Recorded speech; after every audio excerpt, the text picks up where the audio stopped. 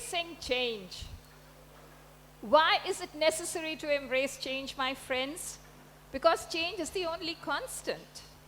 And how can we embrace change? Sharing my story.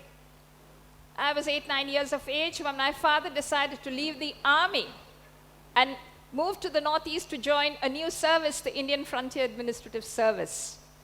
He rose very high over the years to retire as the special secretary to the governor of Tripura. Had he not taken that leap of faith, my friends, do you think this upward swing would have happened in his life? Think about it. My life changed completely. I was put into a hostel in Shillong, Loreto Convent. Initially, there were hiccups, naturally, but then with time, I took to my boarding life as a fish takes to water, because I loved seeing Hollywood movies on Saturday nights and going for long walks on Sundays. I made friends with girls coming from different parts of Assam and even a few from what was then East Pakistan.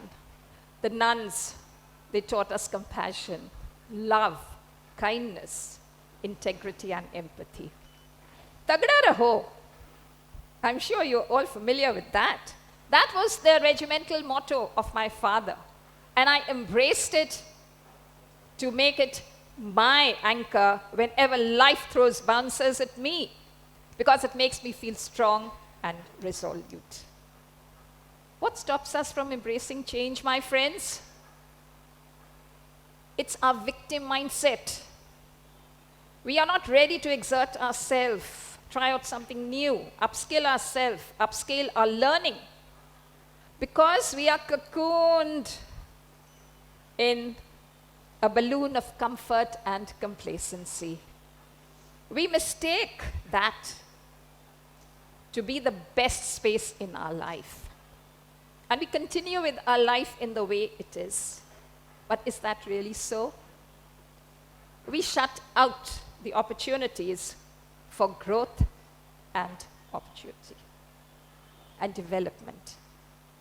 I was in that space, my friends, 20 years back when I was offered the plump position of the principal of my school. But in the smallness of my mind, I thought maybe I'm not enough. What will people say if I make a hash of it? What will my colleagues feel? Will I go down in their esteem?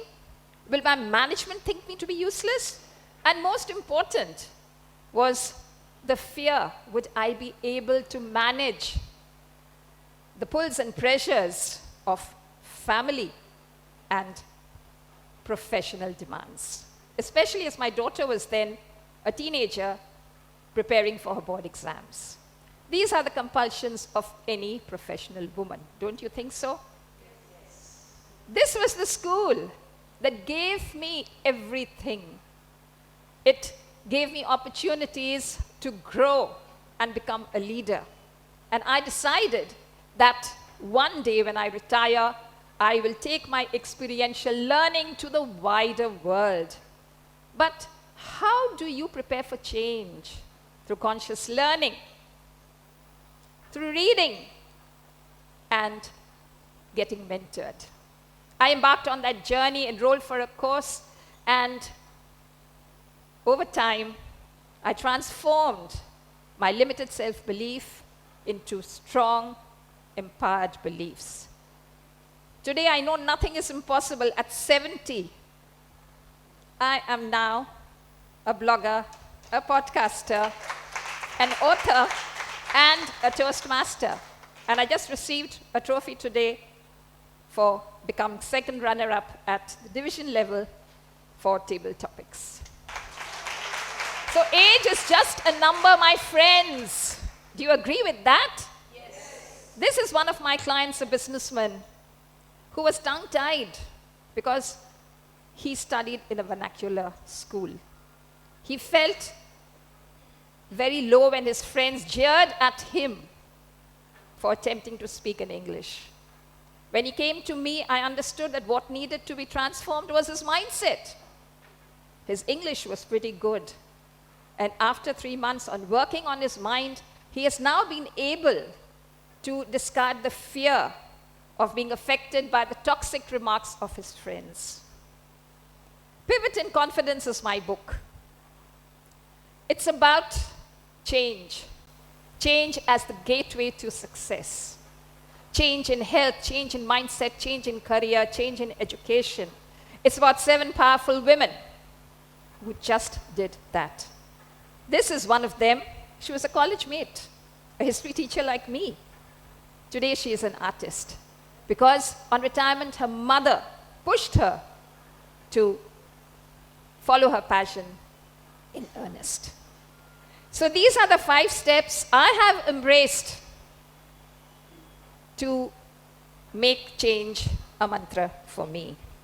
Be receptive, open to opportunities, never lift. See that you are able to continue with your decisions with the faith that it is always your best. Speak your mind and do not be led by others' opinions. And never look a gift horse in the mouth. We all have read about Shakespeare, Julius Caesar. There's a tide in the affairs of men, which, taken in the flood, leads us to fortune. Sail with the tide, my friends, when it comes. Otherwise, you may be left to remain a spectator when the caravan of life moves on. Thank you.